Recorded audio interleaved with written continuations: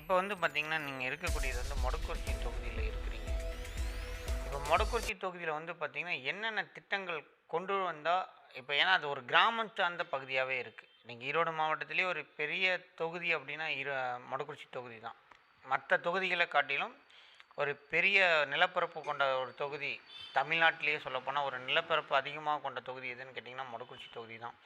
அவ்வளோ நிலப்பரப்புகள் இருந்தாலும் இன்னும் கிராமம் சார்ந்த பகுதியாவே இருக்குது ஒட்டி, அது ஒரு வளர்ச்சி அடையாத ஒரு குக்கிராமம் அப்படிங்கிற சொல்ற மாரி தான் இருக்குது ஒரு தொகுதியே. அந்த தொகுதிய வளர்ச்சி அடையறதுக்கு என்னென்ன திட்டங்கள்லாம் கொண்டு வந்தா, ஓரளவுக்கு தொகுதி நல்ல வளர்ச்சி அடைந்த தொகுதியாக மாறும் அப்படின்னா, என்னென்ன திட்டங்கள் கொண்டு வரலாம்? கொண்டு வந்தா நல்லாயிருக்கும்னு சொல்றீங்க? மொடக்குறிச்சி தொகுதி வந்து ஒரு சிறப்பு வாய்ந்த தொகுதி தான். தமிழ்நாட்டிலே வந்து 2 தாலுக்காவ முழுமையா கொண்டுள்ள தொகுதி மொடக்குறிச்சி தொகுதி. அதேமாரி அதிக பேரூராட்சிகள், அதாவது 13 பேரூராட்சிகள் கொண்ட ஒரே தொகுதி 234 தொகுதி மொடக்குறிச்சி தொகுதி தான். மொடக்குறிச்சி தொகுதியில திட்டங்கள் அப்படின்னு பார்த்தீங்கன்னா, அ முதல்ல அரசு மருத்துவமனையில வந்து நம்ம தரம் உயர்த்தணும்.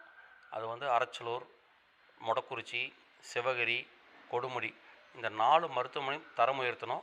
குறிப்பா மொடக்குறிச்சியும், கொடுமுடியும் வந்து தாலுக்கா ஆனதுனால, இறந்தவர் உடல் பரிசோ போஸ்ட் பிரேத பரிசோதனை வந்து கொடுமுடியில் நடந்துகிட்டு இருக்குது. மொடக்குறிச்சியிலேயும் அதுக்கான இதை வந்து கொண்டுட்டு வந்தா, இன்னும் கொஞ்சம் வந்து சௌரியமா இருக்கும். அதை செய்யணும். அதே மாரி பார்த்தீங்கன்னா, ஈரோடு to கரூர் ரோட்ட வந்து போக்குவரத்து நெரிசல் அதிகமா இருக்குது. இடையில வந்து 2 ரயில்வே பாலங்கள் இருக்கிறதுனால, கனரக வாகனங்கள் வந்து போறதுக்கு வந்து ரொம்ப சிரமமா இருக்குது. அது சாவடி பாலத்திலயும், அந்த பஞ்சலிங்கபுரத்திலயும் வந்து மேம்பாலம் அமைக்கணும். மேம்பாலம் அமைச்சுட்டு, கொடுமுடியில வந்து அந்த கோயில் வந்து மகுடேஸ்வரர் கோயில் வந்து பிரசித்தி பெற்ற கோயில் மட்டுமல்ல, இந்த யாகங் திதி, தர்ப்பணம் இதெல்லாம் பண்ற கோயில். இதுக்கு பார்த்தீங்கன்னா, நம்ம தமிழ்நாட்டு மக்களோட கர்நாடக மக்களுடைய எண்ணிக்கை வந்து அதிகமா இருக்குது. அவங்க வர்றக்கான போக்குவரத்து வசதி வந்து கர்நாடகா பெங்களூர்லேருந்து கொடுமுடிக்கு ஒரு ரயில் போக்குவரத்து இருந்ததுன்னா, இன்னும் அந்த கோயில் வந்து இன்னும் சிறப்பா இருக்கும். அதே மாரி அதுக்கு பக்கத்துல இருக்கிற காரணாம்பேட்டை வந்து ஒரு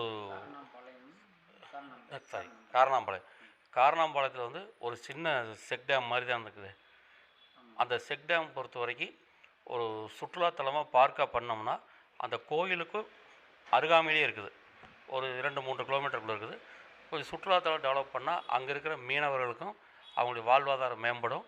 கொடுமுடியும் வந்து ஒரு பிரசித்தி பெற்ற ஒரு ஸ்தலமா மொடக்குறிச்சி தொகுதியில இருக்குதுங்கிறது ஒரு மிகப்பெரிய பெருமை.